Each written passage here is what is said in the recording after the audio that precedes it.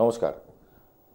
বহু মানুষ আছে যাদের জীবনে শত্রু থাকে, যেরকম আমরা জন্মকুণ্ডলী থেকে আপনার 6th হাউস থেকে আমরা ষষ্ঠ ভাব, লগ্ন সাপেক্ষে ষষ্ঠ ভাব হচ্ছে রোগ, রিপু, ঋণ, শত্রু, সমস্ত competitive exam, everything 6th house থেকে আমরা দেখি। সেই জায়গায় যদি কোনো প্ল্যানেট খারাপ থাকে আপনার জীবনে কিন্তু শত্রুর প্রভাব থাকবে।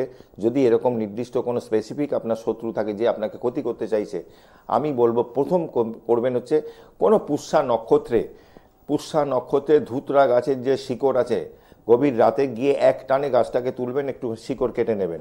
ওই শিকড়টা আপনি শুক্রবার দিনকে কোমরে বা হাতে সাদা সুতো দিয়ে পরে নেবেন। এটা গেল 1 নম্বর।